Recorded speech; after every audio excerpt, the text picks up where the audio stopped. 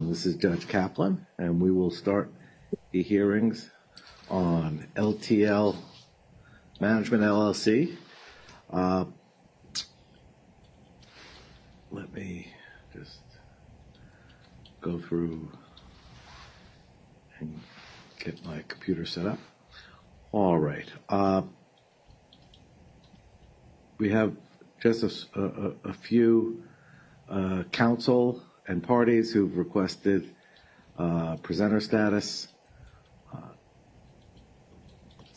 Since the bulk of the application represent the TCC's motion for approval of various fees, let me turn to the TCC's counsel and have appearances and see how you wish to proceed.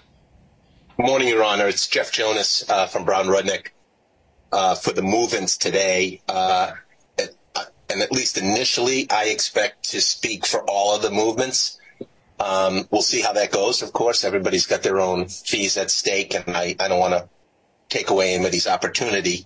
I know especially Mr. Burian, Saul Burian of Houlihan Lokey is present, and he probably more than anyone may want to speak briefly when I'm done. But that's just my quick opening, Your Honor. If you want me to proceed, I'm happy to take up the various pieces that are before you today and kind of lay out how I see handling today. That's fine. Let me, before I tell you to proceed, is there anyone who wants to raise any issues with the process for today's hearing? Great. Then, Mr. Jonas, the floor is yours. Great. Thank you, Your Honor. Again, Jeff Jonas from Brown Rudnick for the movements. Your Honor, I'll address the four categories. I think it's four categories of motions that are on for today in turn. Let me just explain what I think those are to see if we at least agree on the size of the table. We have a motion for professional fees for the period April 4th through April 14th, 2023. That was what could be called the before the committee was formed period. The TCC was formed on, I think it was April 15th. So that's the first motion. That's the substantial contribution motion. Yes, Your Honor. Okay. It's fair to call it that. We've requested different relief, and I'll address that, but yes. Second, Your Honor, there are the professional fees for the period after that is for the period during which those professionals were TCC professionals. That actually takes up the bulk of the amount of the fees in question. Third, Your Honor, there's reimbursement of TCC member representative expenses.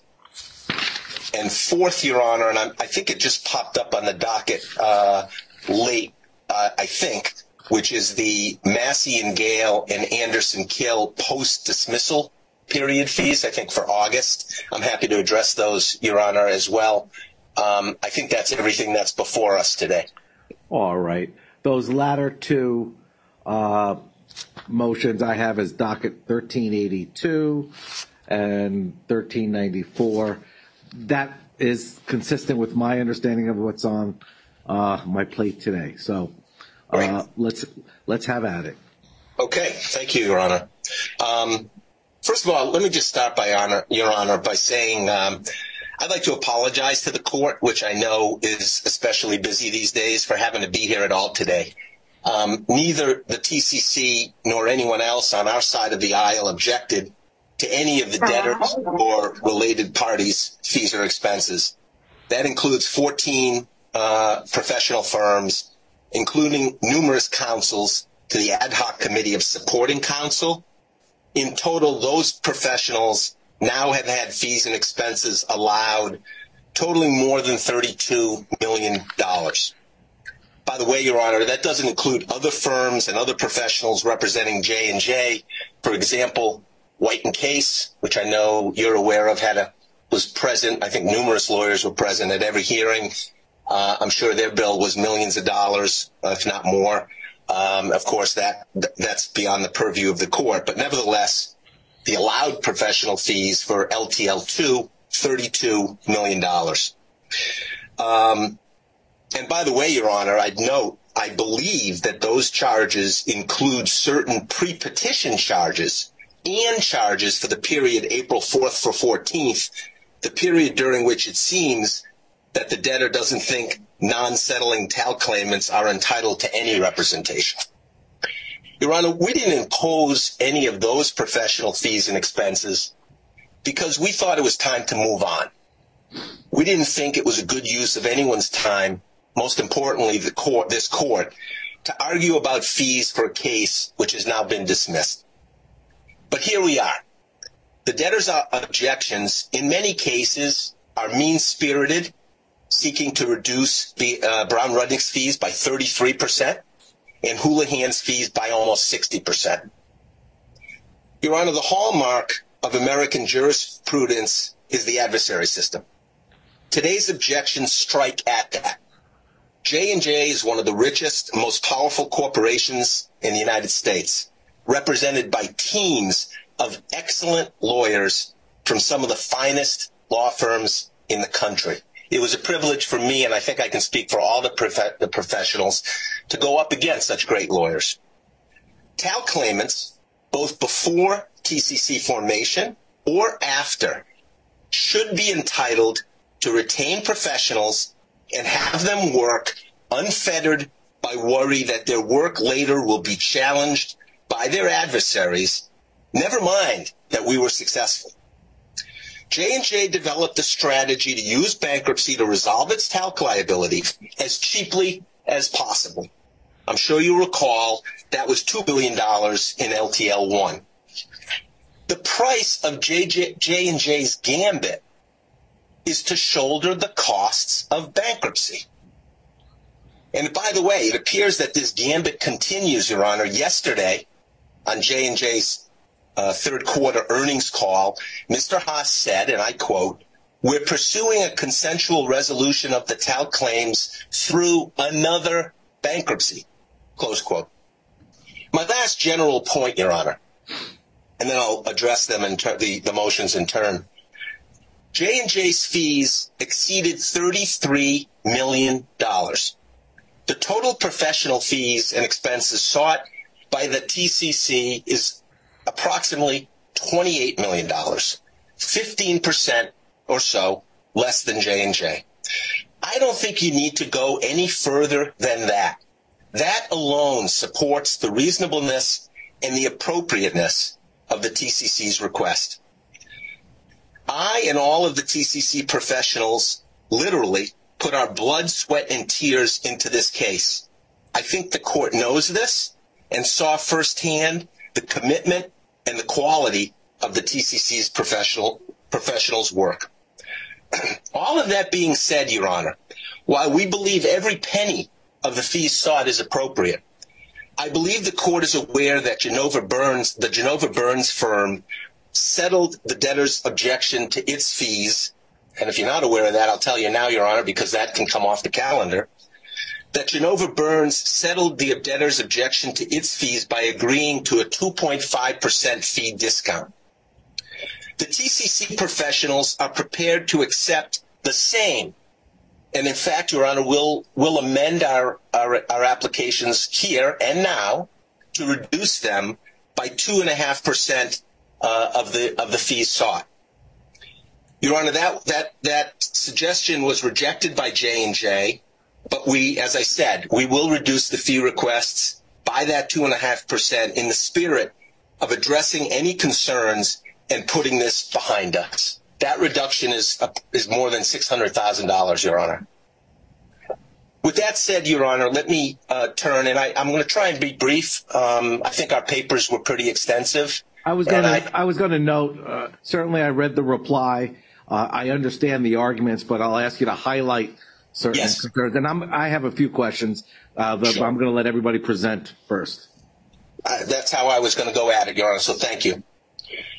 Your Honor, first, I think it's agenda number 17, reimbursement of the TCC member representative expenses.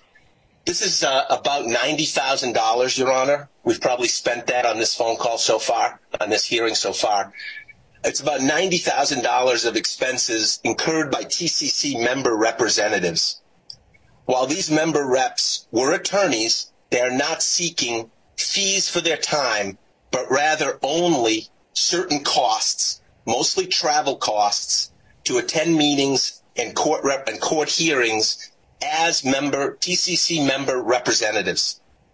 As I think you know, Your Honor, certain of the TCC members were too sick to travel, and this was a way in which they could in some way fulfill their duties and obligations and yet have appropriate representatives in attendance. I won't say more than that, Your Honor. I'll stand on our papers, including our omnibus response in connection with that request. Your Honor, second, professional fees, as you referred to it, the substantial contribution motion, I call it the pre-TCC period, that is April 4th through April 14th. This is for about $1.3 million for professional fees and expenses for a group that became the TCC on April 15th when appointed by the U.S. trustee. We request this either as a substantial contribution or ask that the court deem the TCC as appointed nunc pro tunc to April 4th. And both of these options are supported, we believe, are supported by the law and the case law as set forth in our papers. As for substantial contribution, Your Honor, you addressed this in your September 25th, 2023 letter opinion addressing LTL 1 fees, so I don't think we need to go much further than that. There you said, quote, this court accepts movant's contention that the massive creditor body needed a voice and active representation early on in the proceeding, close quote. I think that holds true here, Your Honor. Faced with a new second bankruptcy filing only 2 hours after dismissal of the first case, non-settling TAL claimants needed representation on an urgent basis. The one distinction from that letter opinion, Your Honor, you did not allow certain fees or some fee work opposing the debtor's injunctive relief. But here we have a very different case. Here, the debtor was found to have filed its second bankruptcy case, like its first bankruptcy case, in bad faith. Never mind the likely fraud perpetrated by J&J in terminating the funding agreement. Accordingly, any work the pre-TCC was forced to incur, whether opposing injunctive relief or otherwise, was appropriate in that this case never should have been filed. Moreover, as you know, the injunctive relief sought as a result of the trial on the merits was modified and tailored to the specific circumstances as demonstrated at trial. And I think that in and of itself, Your Honor, demonstrates the importance and the benefit of the quote-unquote pre-TCC's work. Next, Your Honor, the fee apps for the committee fee apps post-formation. Your Honor, I won't go into detail regarding the debtor's objection to TCC professional fees. In our joint omnibus reply, we responded in detail with respect to all of the issues, and I'll stand on that. Of course, be happy to answer any questions. I will say that I think the 2.5% fee reduction we now have taken more than addresses any of the allegations there, including alleged duplication, time entry issues, etc. I do want to say a word about Houlihan Lokey, which is seeking final fees of about $1.3 million plus its $2 million discretionary fee. First of all, Your Honor, this is not a surprise. This has been disclosed. It's been part of their retention, of course, subject to court approval. Your Honor, this arrangement was substantially the same as in LTL 1. Houlihan Lokey, through Mr. Burian and others, provided invaluable services to the TCC. Their fee structure here is not unusual. This is how they charge for their services. Assuming the fees as requested are allowed, Houlihan Lokey's imputed hourly rate over the LTL 1 and 2 cases, I thought that was the fairest way to look at it, is approximately $800 per hour, less than the hourly rate charged by many, if not most, of the professionals in this case. And again, Your Honor, when and if appropriate, I want to afford Mr. Burian a moment to address the court. Your Honor, the last The last issue, I think, or the last motion or issue for me to address it's a relatively small issue, the Massey and Gale and Anderson Kill post-dismissal fees, which I think are in the neighborhood of less than $100,000, Your Honor. I don't have that right in front of me. It's for some August time charges. And these fees substantially cover necessary, useful, and reasonable appellate and insurance work. And we see no reason why these should not be allowed. Again, Your Honor, I think we've done a pretty good job in our papers in a detailed fashion. I know the court's read that. I didn't want to waste the court's time. So that's my presentation for today, Your Honor. Again, happy to address any questions the court has. Thank you, Mr. Jonas. Jeff, you may want to detail the Professor Rave and the judge agreement. Thank you, Your Honor. Thank you, Mr. Stoltz. Your Honor, there were two, in addition to Mr. Stoltz, Professor Ray, two of our experts, Judge Ferguson and Professor Rave, the 2.5% reduction to the fees they've sought has been agreed, so they're also off the table for today. Again, same 2.5% I've mentioned previously, Your Honor. Oh, all right. Thank you. That's helpful. Let me turn first, before I get to Mr. Burian, I'll certainly give him an opportunity. Any counsel wish to weigh in? Mr. DiFilippo, I'll let you respond to everybody at the end, or let me see if there's any more in support of the motions. Your Honor, this is Jonathan Massey. I'm available to answer any questions. I don't need to repeat anything that Mr. Jonas has discussed, but I just wanted to let you know that I'm here and available to address anything you have directed at our appellate representation in particular, which is the August objection that Mr. Jonas mentioned. All right. Thank you, Mr. Massey. Ms. Bielski, I see your hand raised.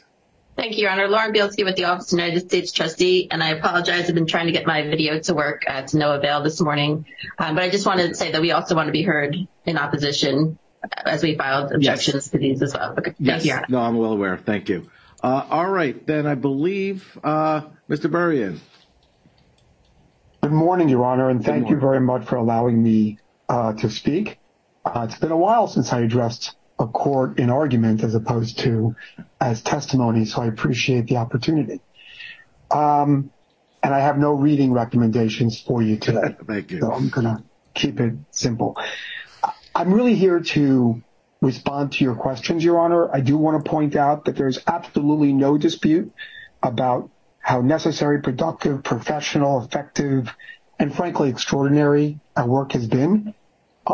I think, Your Honor, you are the best to judge both the quality of the work we did, the timeliness, and the effectiveness of our work. I want to point out two or three minor things and move on. Number one, our role was not just what the court saw.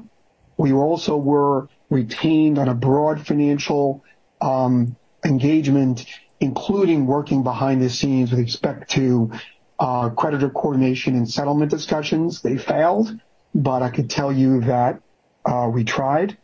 And number two, I want to point out that with our $2 million discretionary fee, we'd be receiving less in LTL2 than we received in LTL1. And I also think the standard is important. There's been notice to the debtor, our retention letter is clear, that our standard is the business judgment of the committee as approved by you, Your Honor, under a reasonableness standard as to whether or not in the business judgment of the committee they're acting reasonably. We asked for $2.3 million. We thought 50% of our disclosed deferred fee plus the amount of money that we had given in fee concessions between the two cases, roughly $850,000, was fair. The committee came back and wanted to be more conservative, and they cut us back to $2 million, which we were, grateful. Mr. Jonas pointed out, to the extent that hours are relevant, Your Honor, for a discretionary fee in the business judgment of a committee, I will point out to Your Honor that if you look at our fees certainly across LTL1 and LTL2 on an hourly basis, and we believe that our hours are significantly understated for both of the reasons mentioned in our footnote. Number one, it only includes professionals in the restructuring group that are specifically assigned to the matter. Does not include our worldwide efforts, especially regarding our healthcare group and our public market and our capital markets group and all the other people that got called in to provide services to this committee to understand the web of complexity that J&J represents, including the spinoff. So, but even assuming our hours are accurate, which they're not, they're understated. You will see, Your Honor, in the exhibits that we provided, both with respect to LTL1 and with respect to LTL 2 and 3, that at worst, we're similar on an hourly rate to some of the best of the law firms or the highest billing law firms that were part of the cases. And at best, we're probably in the 20th percentile of the professionals that charged. We are one of the, even with the $2 million, we are one of the cheapest professionals in this case. At $3.2 million, 3.2 or 3.3? $3.3 million, all in. And the only other point that we want to make is, Your Honor, this took a extreme personal toll on me and senior people. This case, this situation was not one of those situations that could be delegated or, committee meetings and rote presentations and financial analysis of cash flows. This truly required a level of attention that did not allow for other gainful employment. From an investment banking perspective, since we are not, on an hourly basis, that is extremely painful. And the senior attention to these matters is what we believe, in part, warrants the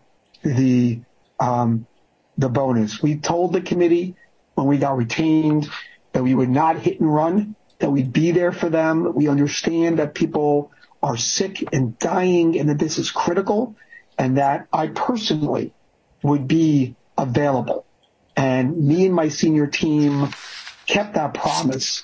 And the committee, in their business judgment, did not give us everything we wanted and did not give us the full deferred fee, and they cut us back. But they cut us back to a number that we think, we're grateful to accept, and we think, Your Honor, based on your personal knowledge of the services we provided and based on the record before you, can easily determine is well within the range of reasonableness and confirm the business judgment of the committee. All right. Thank you. Mr. Burrin, I need some clarification, if I may, because I'm working off of the reply that the committee sent, the omnibus reply, and it reflects that your firm, and I'm just focusing on LTL 2.0. For LTL 1.0, I believe your firm received about a little over $3 million. I'm focusing, of course, this hearing is on 2.0, so to speak. I have it that you expended, your firm, 2,486 hours. And the committee noted that with what you're requesting, assuming the $2.0 million discretionary fee is not paid, that would come to $1,367,300. I did the math. 2,486 times the committee indicated it would be $550 an hour. I'm reading from page 31 of their omnibus reply. Correct. That's on the schedule, Your Honor. $1,367,000 plus the 2.0 million. So you're seeking $3,367,300. Correct? Is that the right number, Tope? $3,366,496. $3,366,496. And by the way, Your Honor, there's no objection to anything other than the discretionary fee. No, I understand that.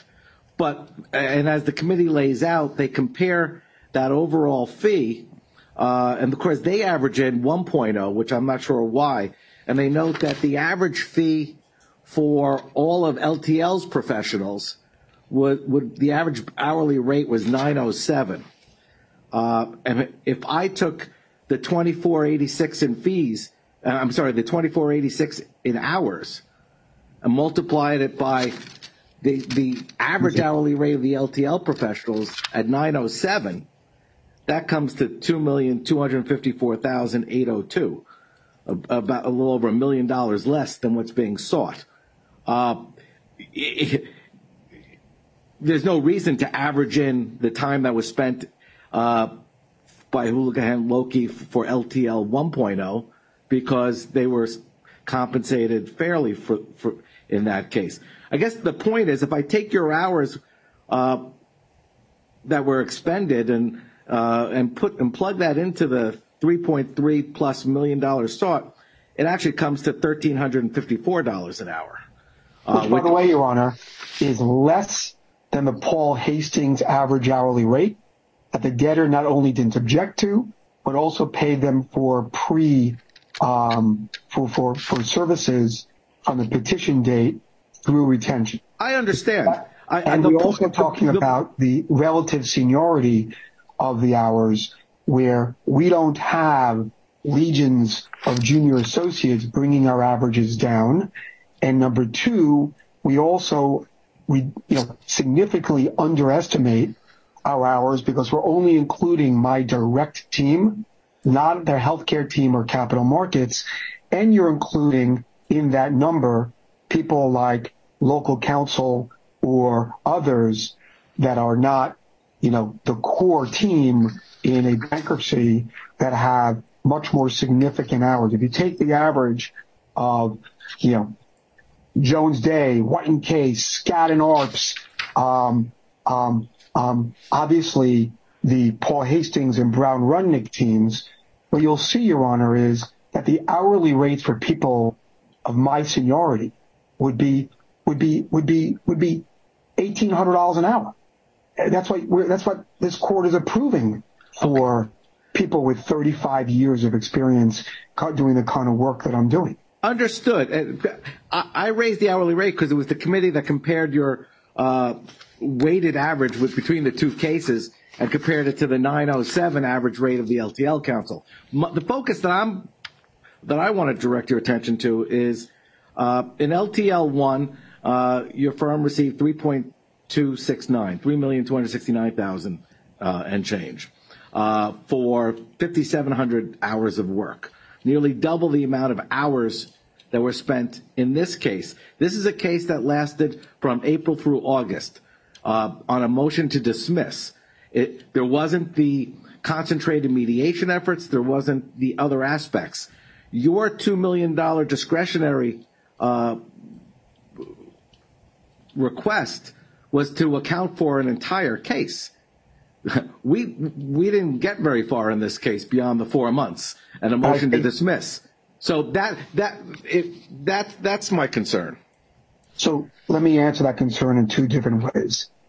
I think the quality of our work helped to achieve that result. Is the reason we were directed to do that by our client. Our client asked us to support the motion to dismiss.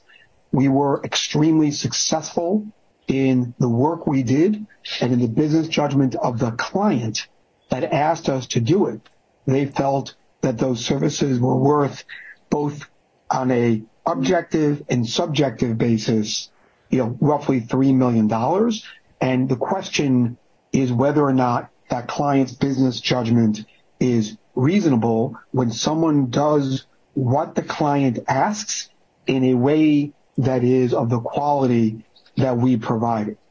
Number two, Your Honor, I would argue that in a case this concentrated in a company like Houlihan, where with the amount of senior attention and senior hours in that concentrated level, and as compared to what others have charged during that short concentrated level, I don't think it's fair, Your Honor, that we should be the single lowest compensated professional in this case that had a major role.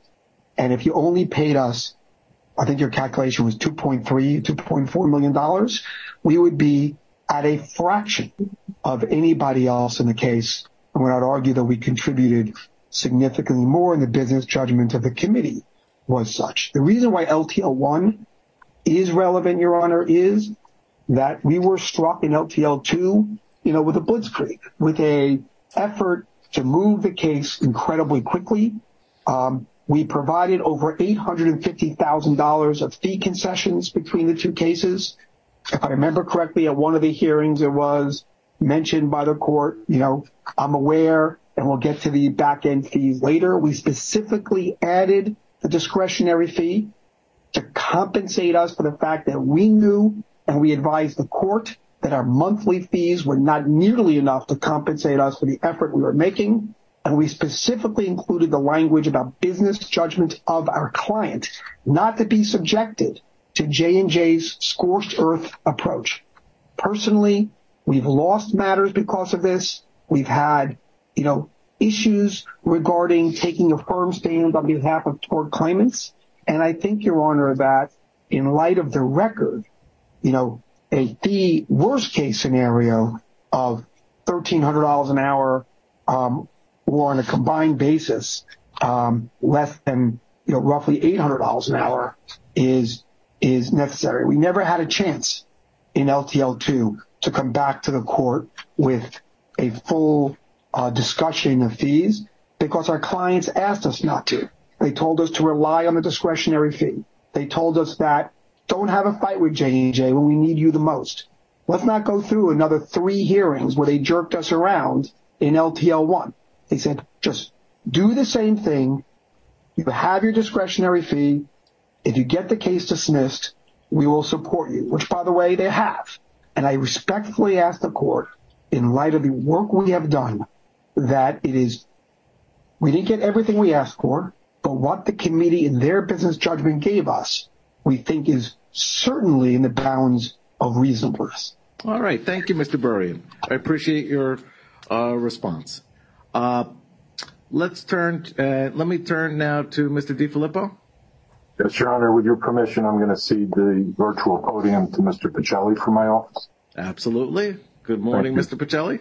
Good morning, Your Honor. Joseph Pacelli, Wilmuth Martin Deutsch, on behalf of the debtor. I think it makes sense to address Houlihan first, since we're just discussing it at a granular level. And then I'll turn to the arguments made by Mr. Jonas regarding the other matters on for today.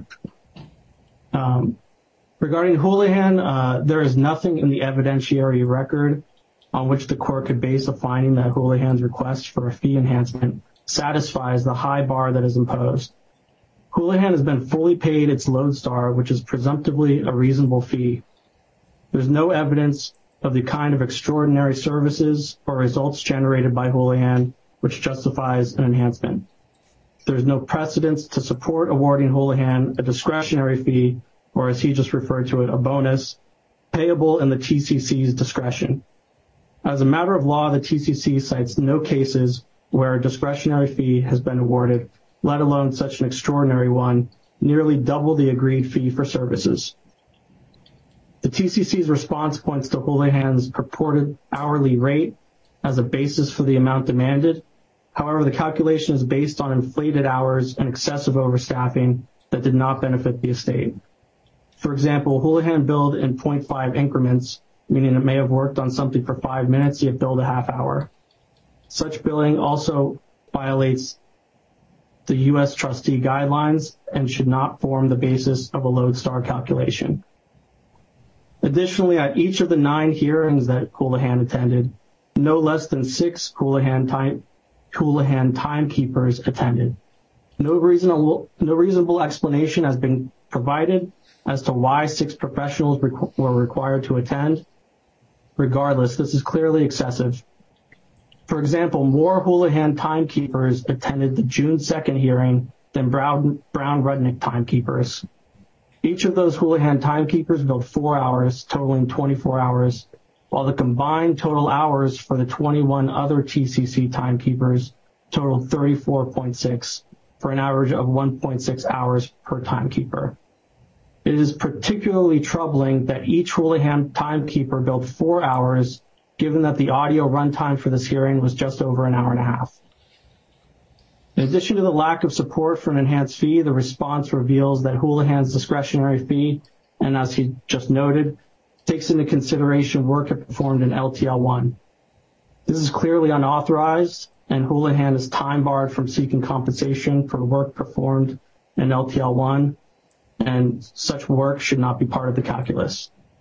Further, the work it did initially in LTL 1 obviated the need for onboarding in LTL 2, and they hit the ground running. Simply put, there is no legal support for awarding Houlihan a fee enhancement. And if Your Honor has any questions regarding Houlihan, I can address those or move on to... Let's move on to the other motions. Thank you. Okay.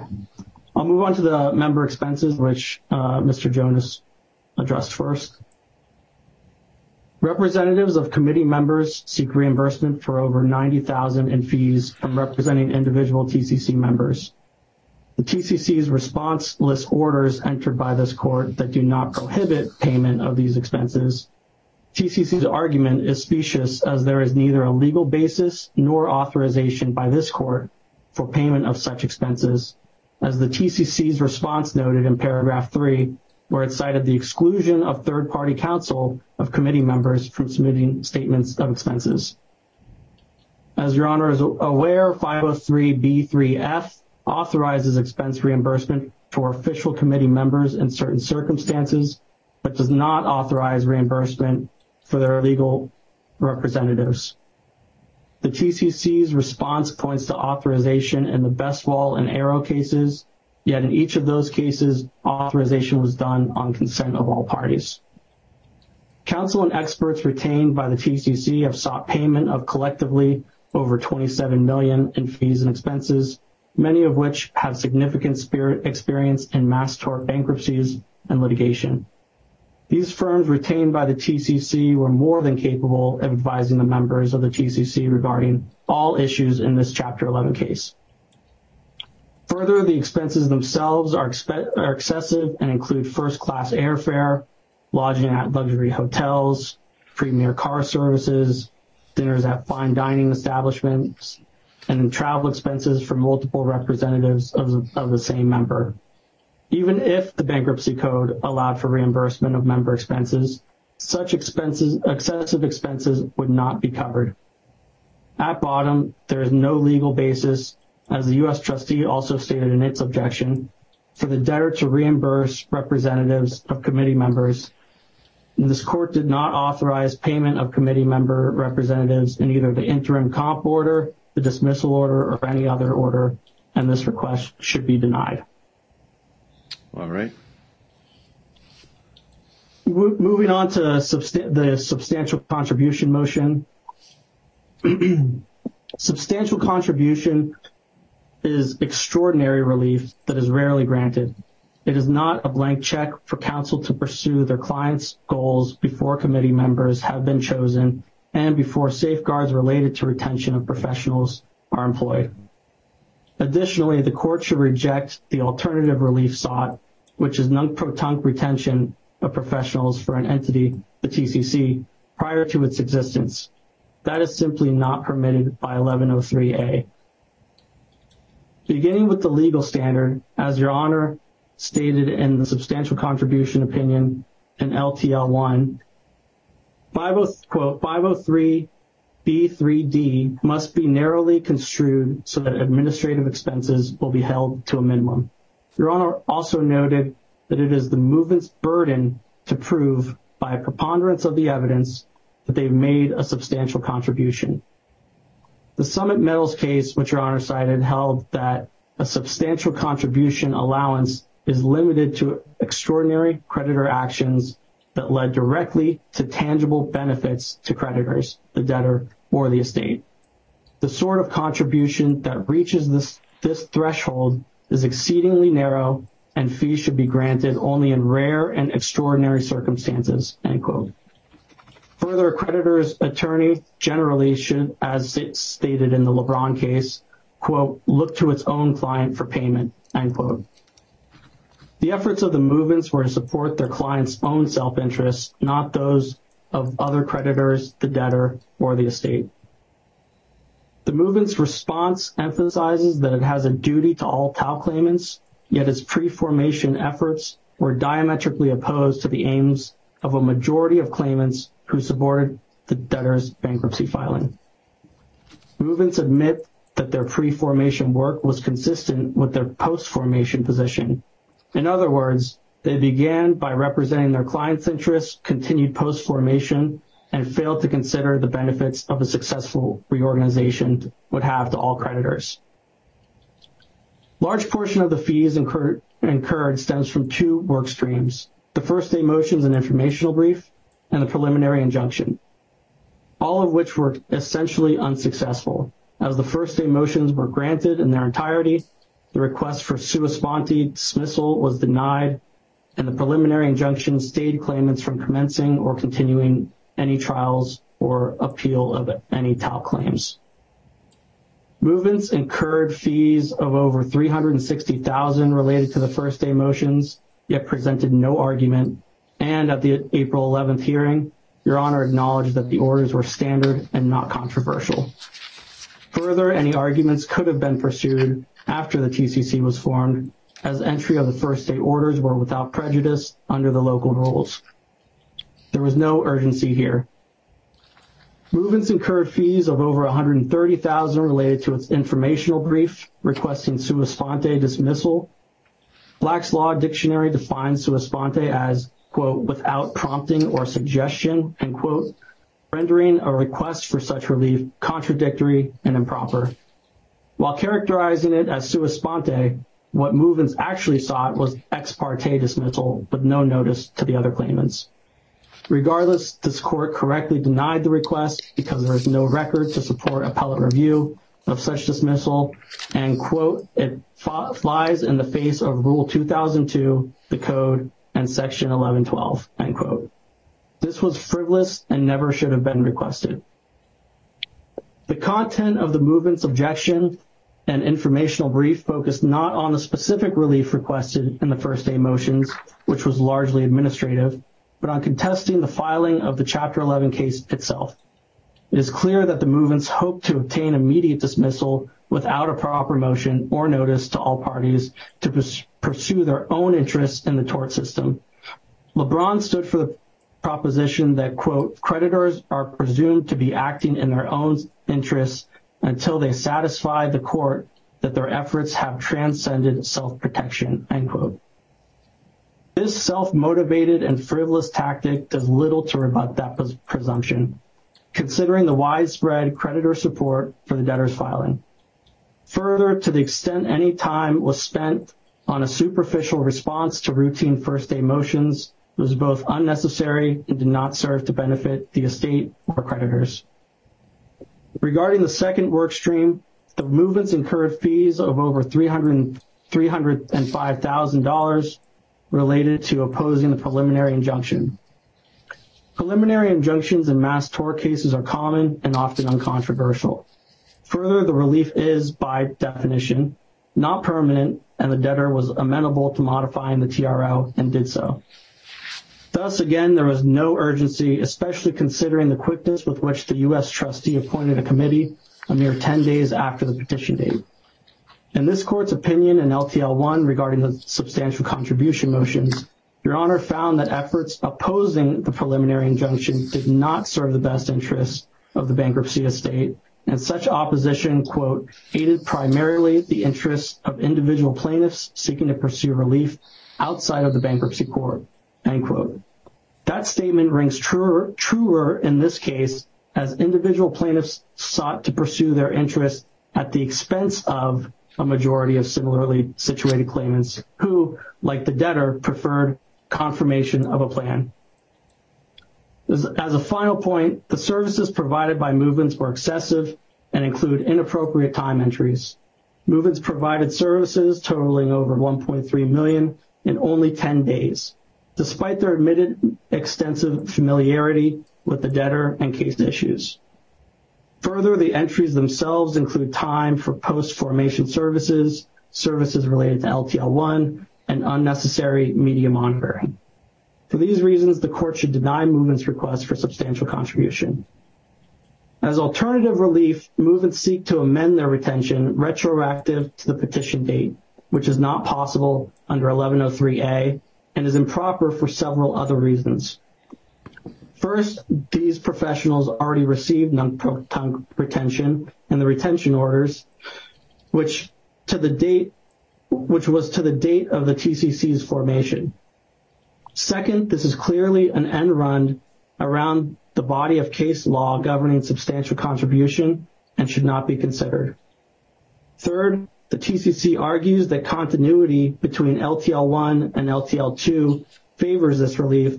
However, the TCC was composed of different members in LTL1, some of which favored settlement in LTL2, and took positions opposed to those of the AHC and TCC in LTL2.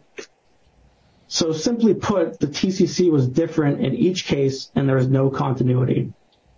Fourth, movements assert a nonsensical argument related to its existence post-LTL1 dismissal, stating that the court is powerless to address the gap in the TCC's existence. The debtor's objection does not contain this statement. The scope of the post-dismissal LTL1 TCC was limited to appeals pursuant to the dismissal order in that case. The filing of LTL2 was not an appeal, thus any work performed with respect to that case was explicitly outside the limited scope of its continued existence in LTL1. Additionally, the filing of the debtor's notice of intent regarding appeals terminated the LTL1 TCC. Further, as previously discussed, the TCC in LTL1 and LTL2 were composed of different members. For these reasons, the court should deny movements' alternative relief of seeking a further non-proton retention to a date when it did not exist to avoid the fulsome body of case law favoring a denial of substantial contribution.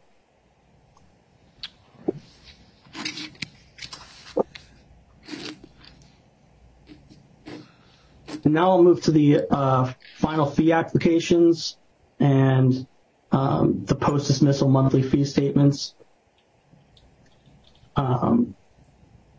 At the outset, it should be noted that Brown Rudnick, FTI, Genova, Massey, and Otterberg included the same substantial contribution amounts in their final fee applications. Additionally, Miller and Molo-Lampkin included pre-TCC formation fees, but are not seeking compensation via the substantial contribution motion. Regardless, based on the date the TCC was formed and the dates on which this court authorized the retention of each professional, such professionals are not entitled to be compensated under the governing compensation provisions of the Bankruptcy Code, and all such requests should be denied as a matter of law. The debtor and U.S. trustee are aligned on this point. Further, under Section 1103A of the Bankruptcy Code, as I just discussed, the court can only approve an official committee's retention of professionals who are selected at a scheduled meeting of a committee appointed under 1102. The TCC could not have held such a meeting until it was appointed on April 14th. The cases like Arkansas cited in the response do not apply to allow a non-existent committee to retain professionals. To the extent such fees are sought under a theory of substantial contribution, I already addressed that. For approximately 4 months of work, TCC professionals are seeking over $27 million in fees and reimbursement of over $700,000 in expenses. There are significant issues with the substantive work performed by these professionals, as well as the time entries themselves. Many of these professionals failed to exercise restraint in staffing this case, and there was significant duplication of efforts across multiple firms. Some professionals exceeded the scope of their retention, and many of the timekeepers' entries failed to conform to U.S. trustee guidelines. Turning to some overarching problems with the fee applications, the debtor believes that there was clearly excessive staffing in this case by the TCC professionals. For example, they billed over $1.6 million for attending 16 hearings, and over a third of those hearings, 30 or more TCC professionals attended. As an example, the May 3rd hearing, where only 29 TCC professionals attended, was nearly 4.5 hours long and resulted in an hourly rate of $28,000 for TCC attendance. That rate includes 6 Houlihan low-key professionals who have an hourly rate of 0. This is an unreasonable expense and did not benefit the estate. For attending depositions, not including preparation time, TCC counsel billed almost $1 million, more than double the amount billed by the debtors' counsel. The TCC responds that this was, quote, necessary to ensure efficient coordination between and among the firms while attempting to meet the needs of a fast-moving case, end quote. While there might have been some need to coordinate and that such coordination could require more than just a handful of attorneys to attend, the coordination in this case was anything but efficient. For example, 15 TCC attorneys attended the deposition of Mr. Onder. While there may have been a valid reason, nothing can justify 15, particularly when reviewing a short deposition summary or the expedited transcript would have sufficed. This resulted in a combined hourly rate of over $11,000. That's not efficiency. Additionally, there was significant intra-firm duplication where multiple attendees were present at the same hearings, depositions, or calls. Exclusive of the application of Brown-Rudnick, this resulted in excess fees of over $900,000. Again, while there may be a reason to have more than 1 or 2 counsel from firms, there is no reason that each firm has multiple counsel. Next, the debtor identified $2.4 million in fees associated with top-heavy billing, block billing, lumped or vague time entries, or entries by transient timekeepers. Debtor requests a 33% reduction on account of these entries only, or approximately $800,000 in total across those firms. That amount excludes Brown-Rudnick. For Brown-Rudnick specifically, that firm's time entries are replete with large time blocks and vague and lumped entries, and the debtor is requesting a 33% reduction across the board, as a line-by-line analysis is not feasible given the extent of the lumping. Examples of this are in Exhibit A to the objection, and for example, the April 26th time entry of Mr. Winograd consists of 11 separate entries, including descriptions such as, quote, call Ray MTD strategy, end quote, without identifying who the call was with, and another portion of the entry stating, quote, call with expert, end quote, without naming the expert or identifying the subject matter as required by the U.S. trustee guidelines. While certain timekeepers sometimes included a separate marker in their time marker in their lumped entries, this does not make them any less lumped under the U.S. trustee guidelines, which require separate time entries for each service. Even if Your Honor agreed with the TCC's position that including a separate time marker renders an entry not lumped, isolation of the vague entries amidst the permissible entries would, as far as I know, need to be done manually in a considerably laborious process, as Brown-Rudnick's fees total, as you know, nearly $11 million. The response does not rectify Brown-Rudnick's vague and lumped entries, nor does it provide justification for those entries, and the 33% reduction is warranted. To put a finer point on the problems with many of the applications, particularly as to the vagueness, the TCC contends after the fact that use of the terms co-counsel, TCC counsel, or professionals generally meant all of each of those categories. A reviewer, however, cannot possibly know whether all or something less is meant by looking at the entry, which renders it vague. And the TCC has done little to clarify or explain that problem. Moreover, taking that argument raised by the TCC to its logical extreme, if such generalized references were considered to mean all TCC professionals or counsel or co-counsel in each entry, then some professionals would clearly be exceeding the scope of their attention through such participation. Moving to some firm-specific objections, and beginning with Massey and Gale. The debtor's objection to Massey exceeding its scope the scope of its retention and the amounts requested in the final fee application and DeMassey's post-dismissal monthly fee statement is the same, and I'll address them in tandem.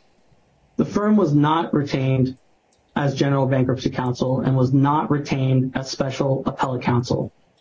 Nonetheless, the TCC argues in hindsight that Massey's, quote, retention is broad and is not limited to bankruptcy court litigation, end quote, and describes how Massey has been involved in nearly every facet of this case.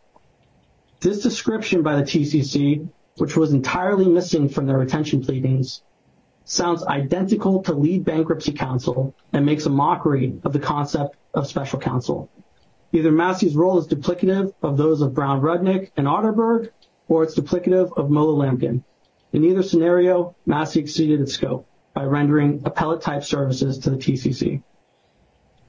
In its reply, the TCC discusses Massey's experience drafting the motions to dismiss and other underlying matters, and compares that to the work done by Jones Day and LTL 1.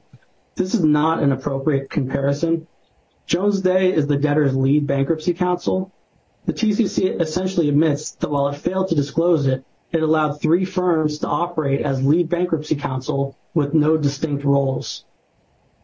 We also note that the debtor did not object to any of Brown Rudnick's or Otterberg's fees related to any appeals in this case on a scope basis, because the need for some services in that regard by general bankruptcy counsel is clearly anticipated. The response states that, quote, after LTL filed its objection, the TCC voted unanimously to reaffirm its understanding that M&G's retention has always encompassed appellate services, end quote. It's unclear to me whether the TCC is attempting to retroactively authorize Massey to provide appellate services or to provide them in the future. Regardless, both are improper, especially considering the dismissal order's specific language that, quote, the TCC is not authorized to retain additional professionals absent further order of this quote, end quote, which Your Honor added to paragraph 8 of the dismissal order. Lastly, whether it was within the scope of retention, regardless of whether it was within the scope of retention, Massey and Mola Lampkin's work on the writ of mandamus were not reasonably likely to benefit the estate when rendered as a drastic remedy granted in extraordinary circumstances. It was an unreasonable long shot, and the relief sought was duplicative of the appeal of the preliminary injunction and motion for direct certification, which this court denied. Thus, none of those services should be compensated. Moving on to FTI.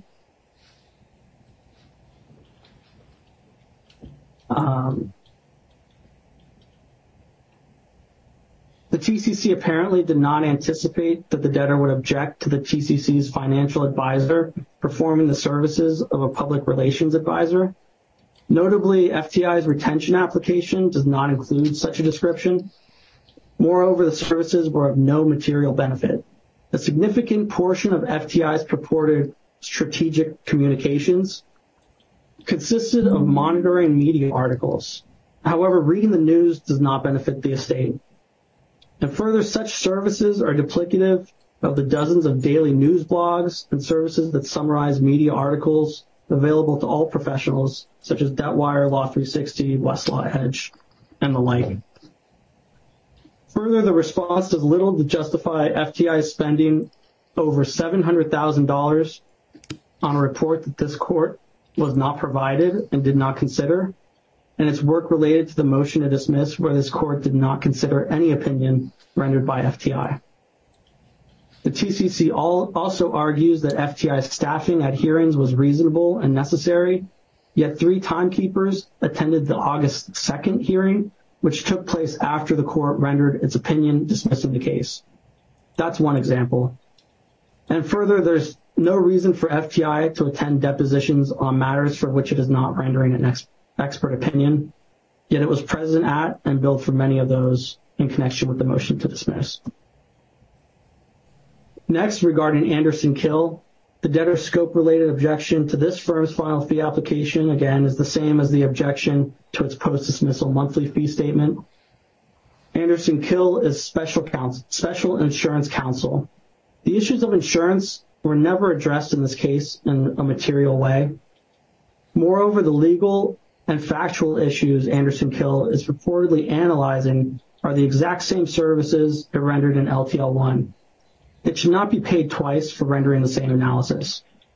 Further, Anderson Kill billed over $100,000 in post-dismissal opinion services, representing over 30% of its total fees. Thus, a substantial portion of the analysis conducted by Anderson Kill has absolutely no application or value in this case and was impermissible under the dismissal order. Regarding Miller Thompson, the TCC's response states, quote, Miller Thompson cannot anticipate the extent to which statements or matters arising from the depositions and discovery would relate to or impact Canadian issues, end quote. However, Miller Thompson had no role in the dismissal or preliminary injunction matters before the court. If it needed to monitor the proceedings in case it impacted the Canadian cases, it could have done so efficiently. Instead, it attended depositions and had multiple attorneys at hearings in which it had no role. As a specific example, a Miller Thompson timekeeper attended Professor Rave's deposition, the TCC's own expert. That's hardly efficient. Further, of the hearings Miller Thompson did attend, more than one timekeeper attended 60% of the time.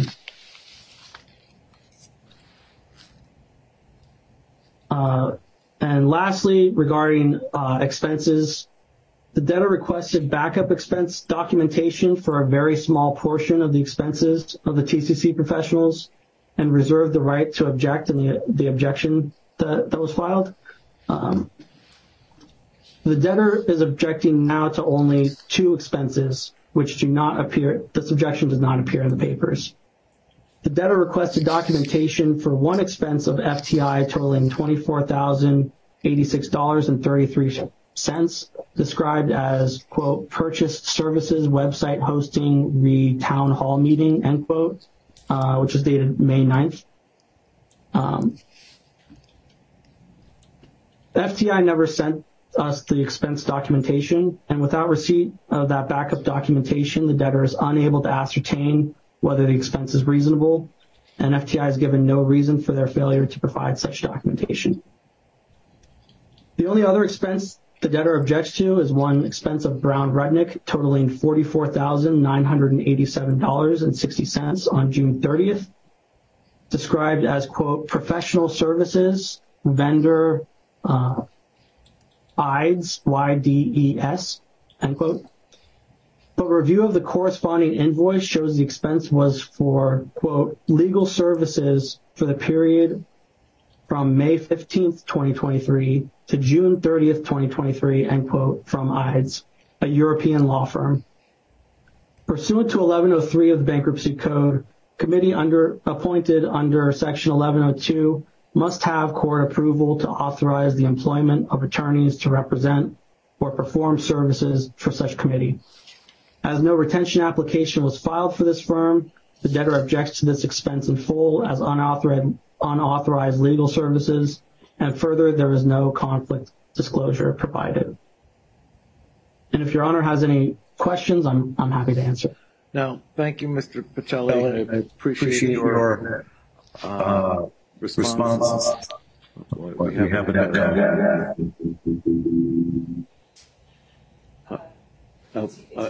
Yeah, it was me. Apparently, I pushed the wrong button. So I appreciate your statements and your argument. Let me hear from the Office of the U.S. Trustee, Ms. Bilski. Thank you, Your Honor. Lauren Bilski with the Office of the United States Trustee. We have three objections on file. Two of them really dovetail into each other: the substantial contribution objection and the objection to fees, where we've limited our objection to the pre-retention period, and then a separate objection to the member representative expenses. All right. So I'll start with the fee issue first, Your Honor, if that's okay. Yes, please. The professionals for the ad hoc committee made claims for substantial contribution under Section 503B3D. As with similar claims in LTL 1.0, our office objected to be clear that it's a high standard and the movement should be left to their proofs to satisfy Section 503 and establish their services directly and materially contributed to the case. Your Honor very recently wrote a thoughtful opinion on the substantial contribution motions in LTL 1.0, which approved those claims for services rendered prior to the appointment of a committee, given the extraordinary circumstances at the outset of the first case. As noted in our objection, we recognize there was significant activity and substantial issues present at the beginning of LTO 2.0, filed 2 hours and 11 minutes after dismissal of the first case. So we would expect the professionals for the ad hoc committee to have that avenue for relief under Section 503, and they have in fact asserted those claims. But they also asked, in both the substantial contribution motion and their fee application as professionals of the official committee, for Your Honor to change the effective date of previously entered retention orders so they can get paid for work performed before the official committee was even formed. We objected on the basis that there's simply no authority to do so, and we very clearly distinguished the one and only case they cited to support this extraordinary relief, the Service Merchandise Company case. The response that was recently filed by the movements again cites the Service Merchandise, but ignores the distinctions we pointed out. They don't address our arguments at all on this point, and if anything, Your Honor, Service Merchandise only supports the U.S. trustee's position. In that case, at the fee application stage, the court found it fatal to the U.S. trustee's objection that the U.S. trustee did not object to the non-protunct relief at the retention stage. The corollary should be true here. The movement should be precluded from seeking fees to a date earlier than the retention when they didn't ask for non-protunct relief at the retention stage.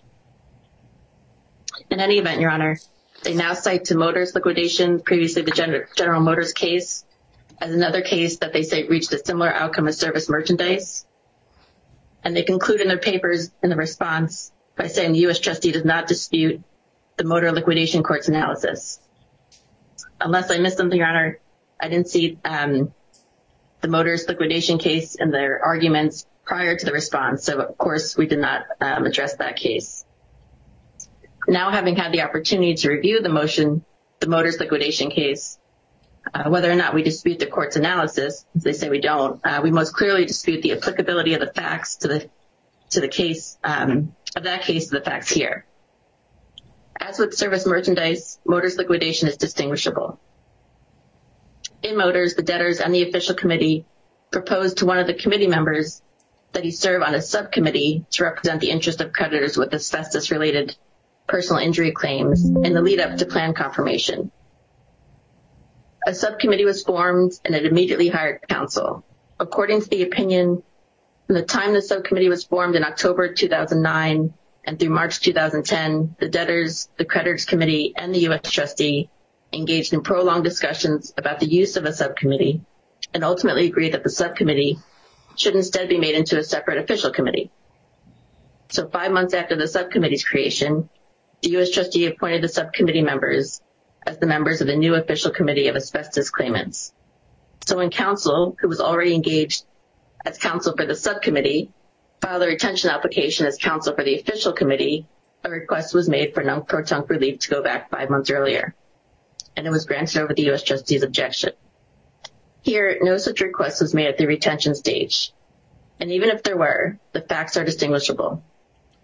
Here, the existence of the ad hoc committee, although the ad hoc committee existed, there was no guarantee that those members would become members of the official committee, and that the official committee, once formed, would necessarily hire the same professionals, despite the services that were rendered during LTL 1.0. Again, in Motors, a subcommittee was formed and retained counsel, and after that prolonged period, it was finally decided that the subcommittee should be its own committee. There was no risk that the members of the subcommittee would not become members of the official committee, or that once their title was changed to official committee, that they would hire new counsel. Here, there was no such certainty, as the U.S. trustee's solicitation process could have resulted in a new committee, either in whole or in part, and that committee could have selected different counsel than counsel for the ad hoc committee. The movements also cite to SWG Realty, a 2001 case out of Pennsylvania, to support their position. But again, just like Service Merchandise, the retention order was entered non-protunct, and issues with non-protunct retention were not raised at the retention stage. So at the fee application stage, the effective date of the retention governed and could not be challenged at that later time. So having now distinguished all three cases, Your Honor, I go back to our original points. One, that there is simply no basis to vacate a previously entered retention order to change the effective date of the retention. And two, that professionals cannot be engaged effective to a date that predates the existence of their client and therefore cannot be compensated for that work performed during that time. Thank you, Your Honor. Thank you, Ms. Bilski. Is the U.S. trustee taking a position with respect to the appellate work performed by the Massey firm? We are not, Your Honor, but Ms. Richendorfer is going to address the claims of the member representatives. All right, thank you. Ms. Richendorfer? Good. Oh, you'll need to unmute yourself. Yep. Yes, Your Honor. I thought I started my video, but I don't see my face. I see it. We see it. As All long right. as I'm viewable. I just, there we go. Okay. Your Honor, I think the argument is very brief. There was a change in the law in 2005 with the BAPCA changes. And prior to that, counsel, there was a way that counsel for committee members could recover attorney's fees and or costs. The change was made at that point in time, and that right was taken out of the code. So I think that it's not a matter of saying, oh, it's not addressed in the code. I think that it has been addressed, and Congress has made it clear by the fact that it took it out when the code was changed in 2005, that Congress believes that only the cost of the actual members can be reimbursed. Your Honor, I think also to echo something that I know the debtors addressed, and I'll just briefly mention it.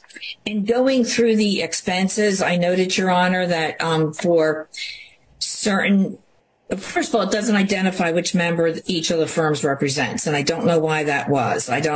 There were some that seemed to have it blacked out, and I don't know why that was. But I'm presuming that it was a total, I think it was of 6 members, because there were 6 law firms, I believe. Let me find my notes here, who submitted. Yes, it was 7 law firms that submitted requests. Your Honor, first of all, with respect to the need or the request or the want of a committee member to attend a court hearing, one of the benefits of COVID, if there is any, is that we now do these things also via Zoom. And so any member who wanted to listen, participate, learn about a hearing could participate by Zoom. And I know from having spoken to some of the members when we were doing the formation for the second case that they indeed were taking advantage of that.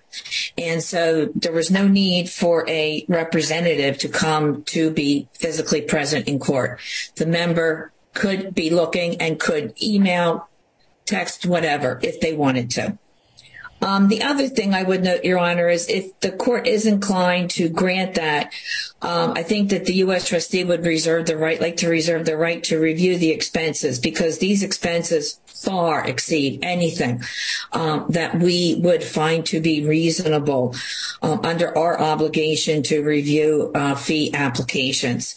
There are charges for liquor, which is a no-no. There are charges for first-class airfare. There was one hotel bill that for every day that the attorney was there was an extra $800 room charge. I don't know what that was about. I went through them last night, Your Honor, and slightly above the government per diem that I would get, correct? No, exactly, Your Honor, and slightly above anything that would ever be permitted if I ever was allowed to travel, that's for certain. People were staying at the Ritz-Carlton. I think some people were staying at the Willard. I love the Willard, but that was back in my old days in private practice. And so, Your Honor, I think that, again, if you're inclined to allow any of these, I think that they need to be scrubbed, so to speak. But I do think they're not allowed under the code. During the first case, there was a consent agreement consent order, I should say. The U.S. trustee had objected in the first case. Debtors reached an agreement with the member representatives, and we just stood down at that point in time and didn't object to the agreement that they reached. But we objected to the court issuing its own order, finding that the cost and the fees were reasonable and should be paid. It was an agreement, and that was fine. Here, debtor is not agreeing to pay them.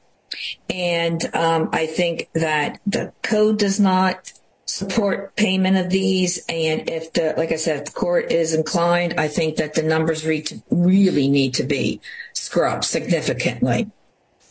And I don't know if Your Honor has any questions at this point in time. No, I don't. I appreciate your comments. Thank you. Your Honor.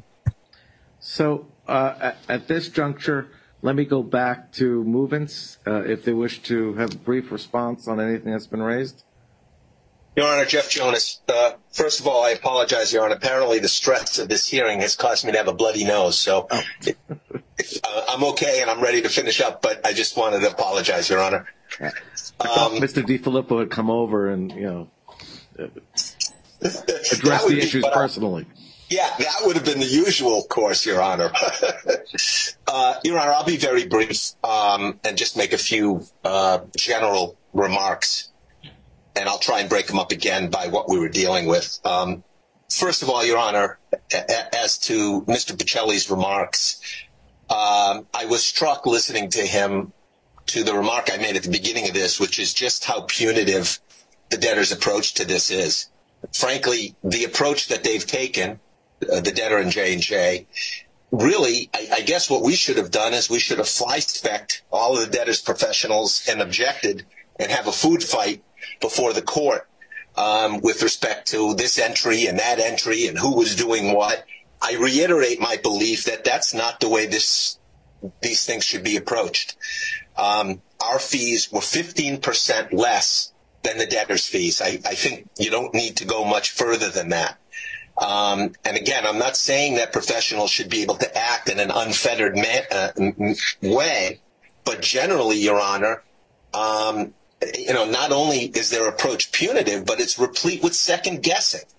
Second guessing about staffing, second guessing about work streams and the work that was done, and second guessing about strategic decisions. I would say, Your Honor, all of those types of decisions were made under fire in the heat of battle that was caused by the approach that the debtor and its parents took to this bad faith bankruptcy. I mean, you don't have to look any further than the fact that the debtor was spending weeks and months preparing for a second filing without notice to us that was done 2 hours after the first filing. We were always called on to act quickly, urgently, in the middle of a battle, so to speak. And again, setting aside that we were successful, I don't think it's fair to go back and do this type of complete second guessing, never mind in a punitive manner. I'd also say, Your Honor, that I continue to believe that, notwithstanding my remarks, that the 2.5% deduct that we are now taking, is more than enough to address, to the extent the court buys any of that, is more than enough to address any of the concerns that have been and allegations that have been raised. So that's kind of point number one, Your Honor. I guess that goes to the FIAPs in general.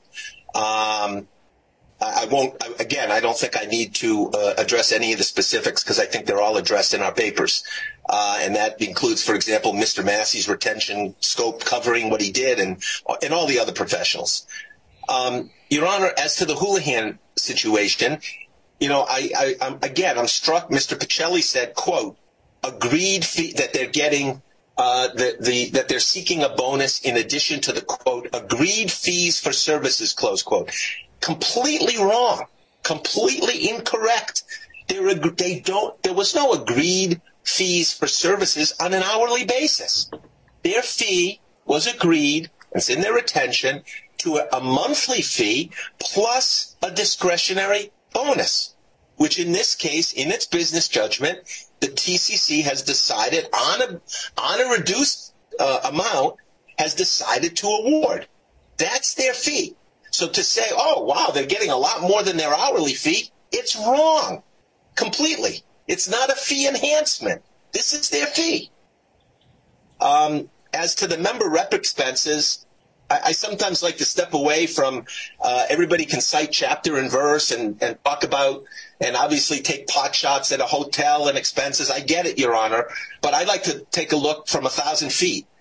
I guess we can never have creditor committee members that are physically disabled or sick because they're not going to be able to send a representative if they feel it's appropriate. I understand there's Zoom. I get it. But there were certain circumstances, I will tell you, Anna, strategically, we thought it was helpful to have a member representative in the courtroom. But I guess if we buy the U.S. trustees and debtors' approach to this, we'll never be able to do that again because they won't be able to have their expenses reimbursed if a committee member decides that they need to have or that they would prefer to have a member representative in the courtroom, for example, or at a meeting live because that's beneficial and advantageous to them if they're disabled and unable to get there. I don't think, never mind whether that's discriminatory and appropriate, Your Honor, I don't think that's the way this case should come out. Your Honor, last, as to substantial contribution, I was struck repeatedly by Mr. Pacelli's remarks that seemed to base whether a substantial contribution is appropriate on whether the efforts were successful. And I wrote some notes, successful. And he said none of our efforts in imposing the injunctive relief were successful.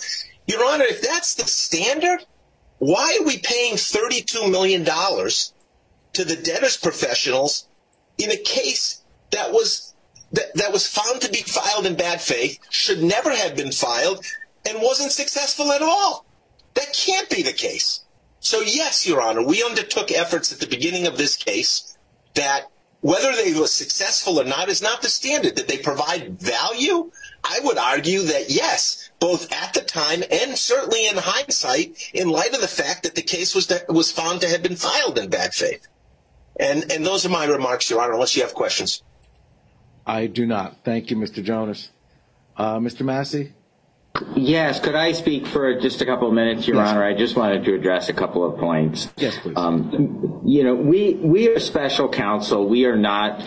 We focus on the complex legal questions in the case. We're not equating ourselves with Jones Day or Brown Rudnick or Otterberg or any of the general bankruptcy counsel, but we have played a significant role in briefing and strategizing regarding the complex legal questions. We generally don't attend depositions. I think the debtor pointed out that we had spent $6,000 listening to a very small number of some of the depositions at LTL 2.0. We don't take witnesses at trial, did not participate in the motion to dismiss factual discovery or any of that. But we did work extensively on the motions to dismiss, the findings of fact, conclusions of law. We basically played exactly the role in LTL 2 that we played in LTL 1 without objection from anybody.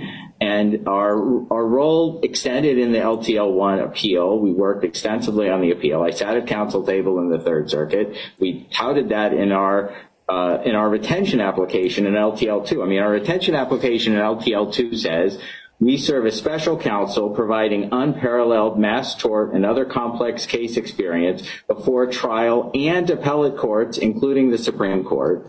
And the retention application also said that we had provided services in the committee's appeal to the Third Circuit Court of Appeals in LTL 1. So I don't think there was any secret what we were doing. And frankly, I think our role benefited the estate and the debtor in August when we took a first shot at appellate briefing based on our work on the motion to dismiss and the findings of fact and conclusions of law. We were very well deeply versed in the legal issues that were going to be pursued on appeal. And so when the debtor announced, basically right after Your Honor issued the dismissal opinion, the debtor announced immediately that it was going to appeal. The committee made a decision that we needed to be ready in case the debtor moved quickly, sought expedition, maybe sought a stay. It was all uncertain, but it looked like the debtor could move fast.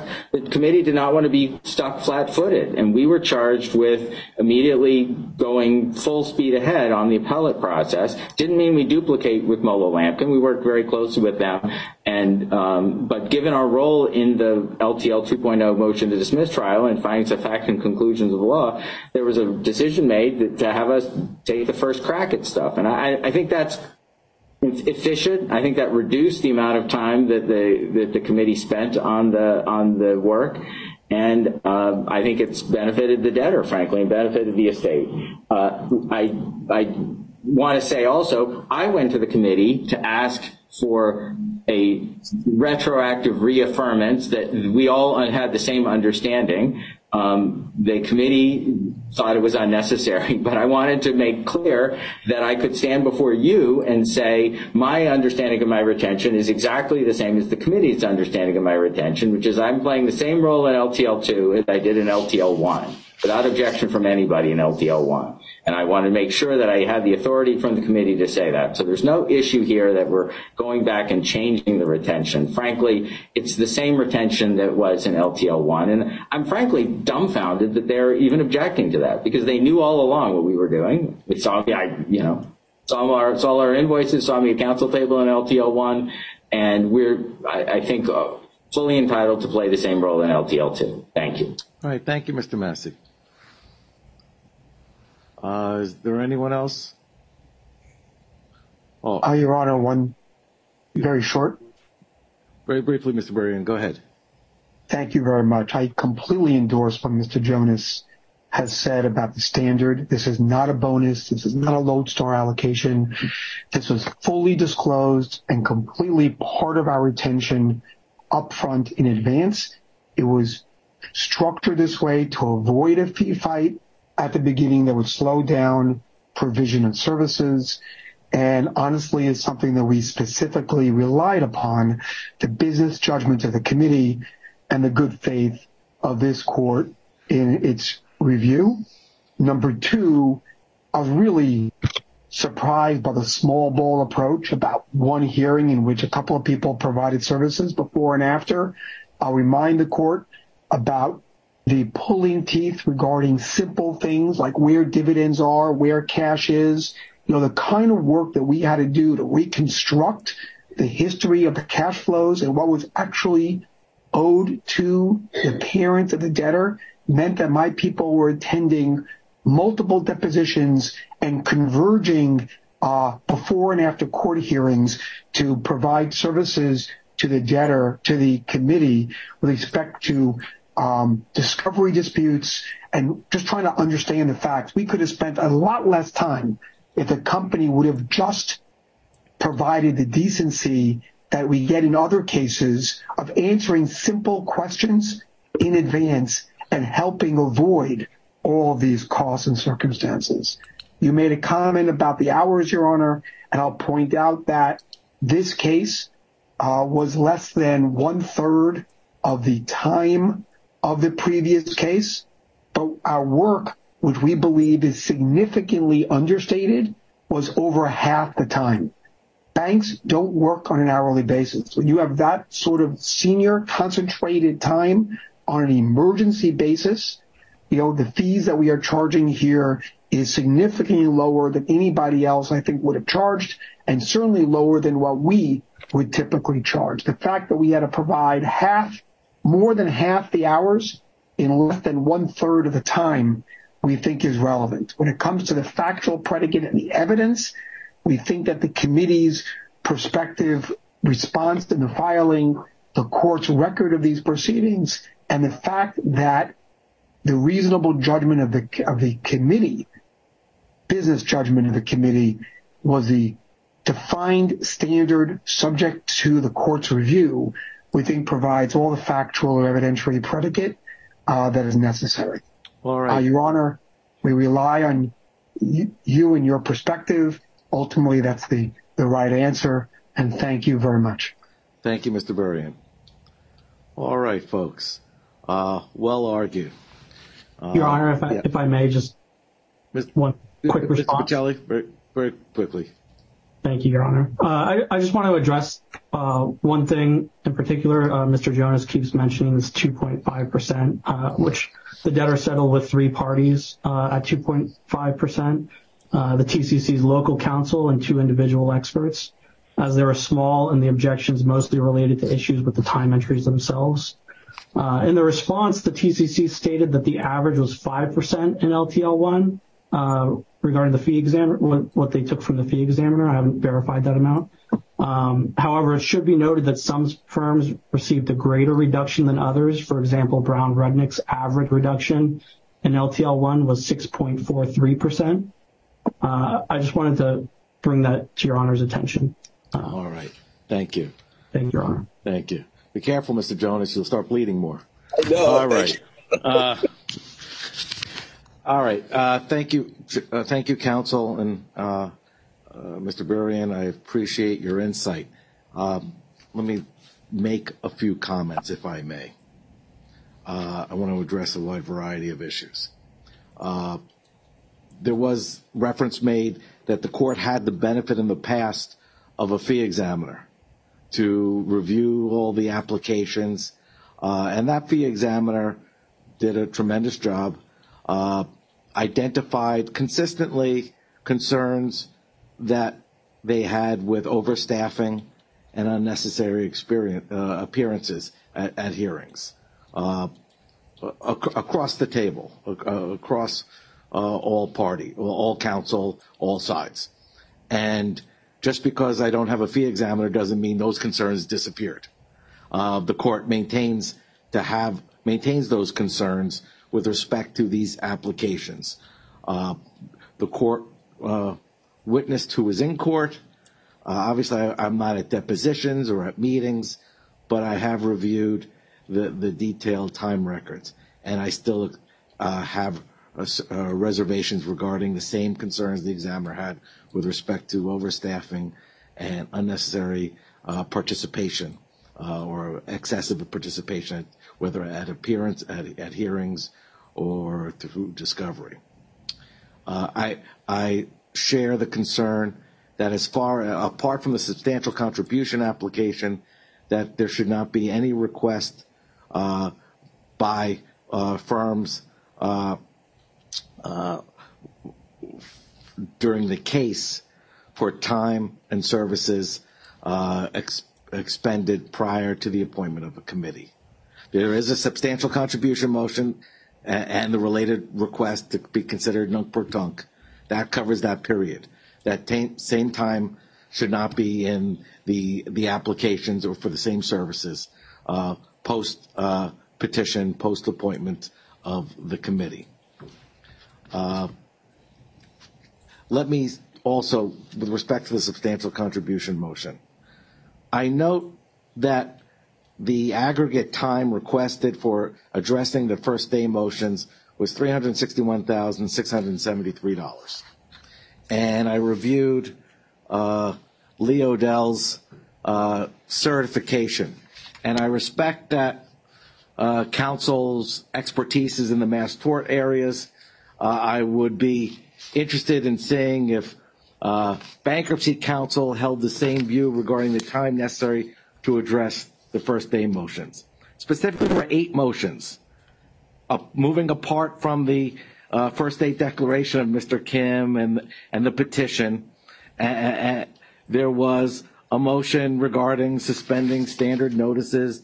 There was a motion to designate the matter as a complex Chapter 11 case, a motion seeking the entry of to allow the filing of a list of 20 largest unsecured creditors and certain noticing procedures, a motion to retain a noticing agent, continued use of bank accounts and forms, extension to file missing schedules. Bankruptcy counsel is well familiar. Well, it seems a significant dollar amount of time and effort to address motions of that nature.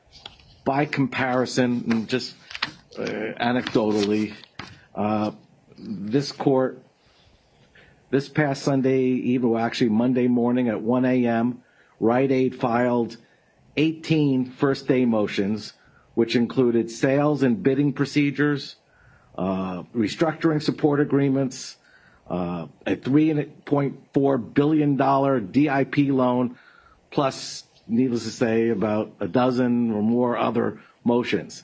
This court had, 10 hours to digest the motions and resolve them on Monday afternoon, by Monday afternoon. If I took the amount of dollars sought in this case and divided by my 10 hours, then the court's hourly rate is about $36,000 an hour.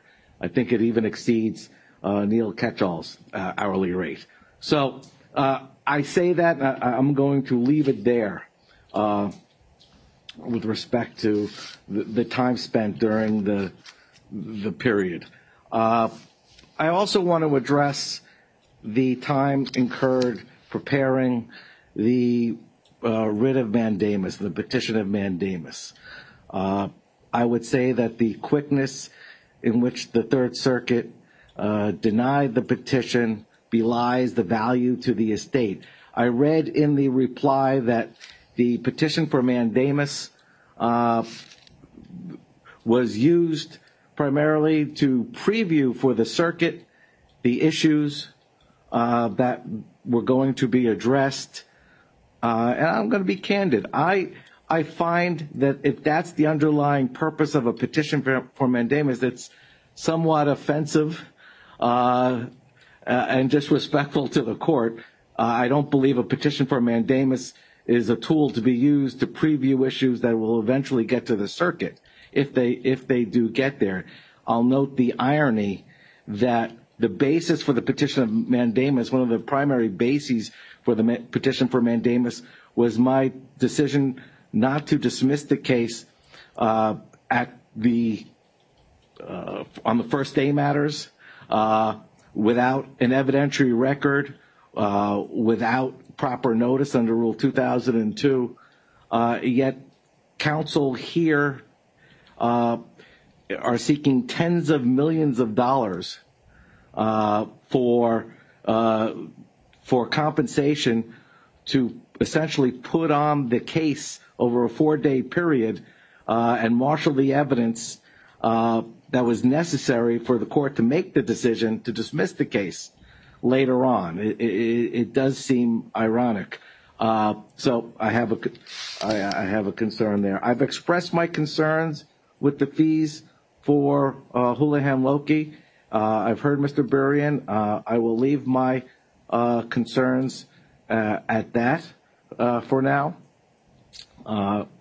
I also do want to at least address some of, in general, with respect to FTI. If I recall, and I'm pretty confident that I'm correct, much was made in LTL 2.0 regarding whether or not the court should proceed on a dual track. We had the motion to dismiss, but whether the court should proceed with a disclosure statement that had been filed and a plan to be filed by the debtor with the support of the ad hoc committee. In effect, the court pushed off the dual track, agreed with the committee. We didn't have motions and hearings on whether or not there should be competing plans. We didn't have a disclosure statement hearing on the debtor's plan, much to Mr. Gordon's frustration and chagrin, if I recall. To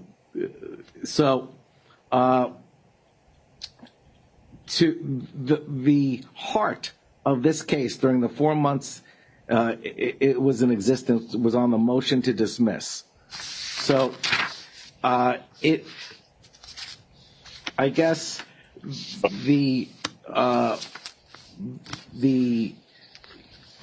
work of some of the professionals, and I'll apologize if I can bear with me.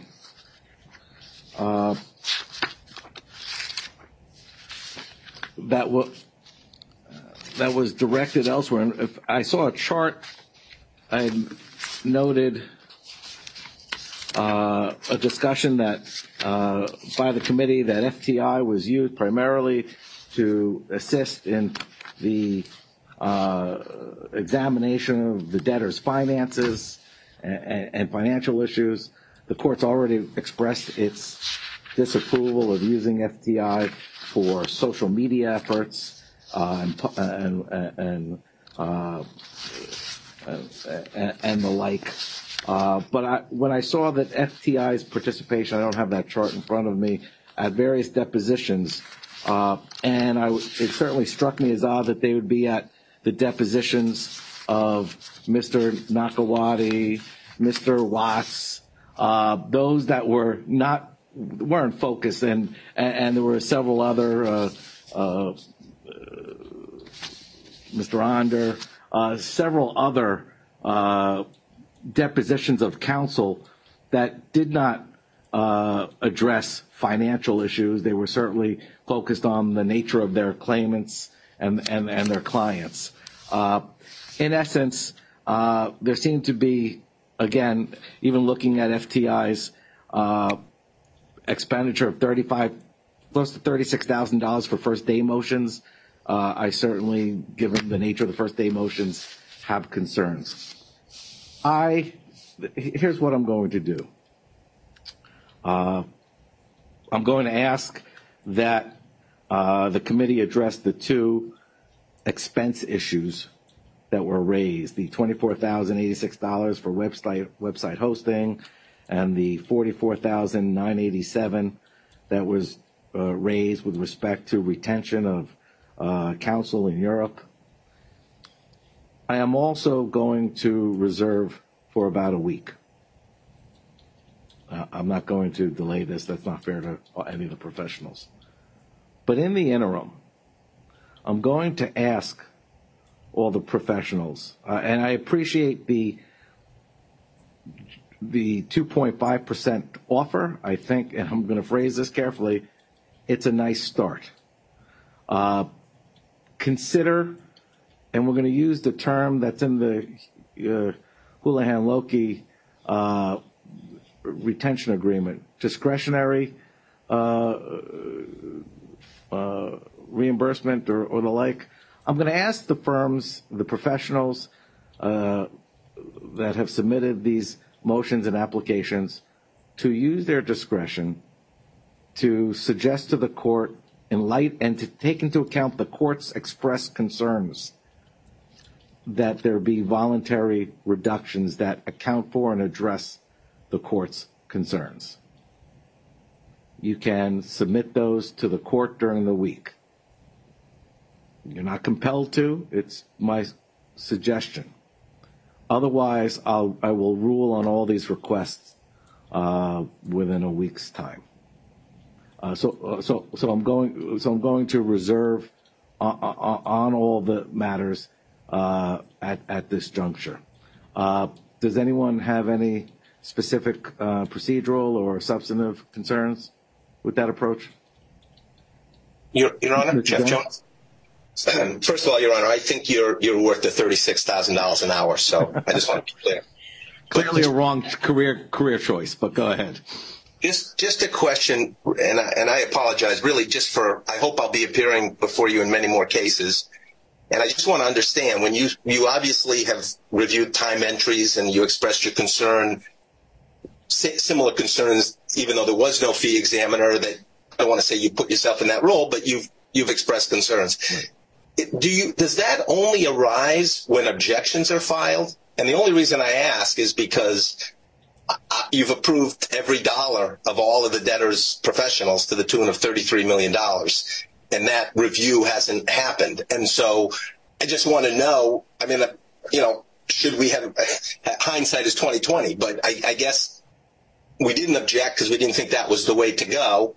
And I just want to know for future reference, is the court's concerns, and maybe you did do a review and you found all of debtors' fees to be perfectly appropriate. I don't know. But I just want to know how to deal with this in the future, if I may.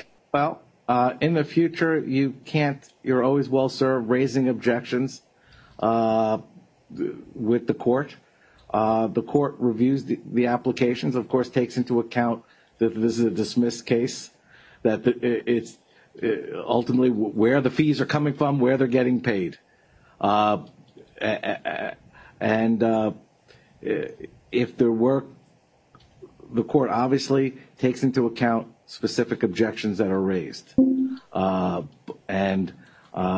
There's enough on the court's plate to undertake, in the absence of objections, to devote my attention to. So I'll answer it that way. Thank you. All right. Thank you. Other questions or concerns? All right. Then I appreciate everybody's time and effort, and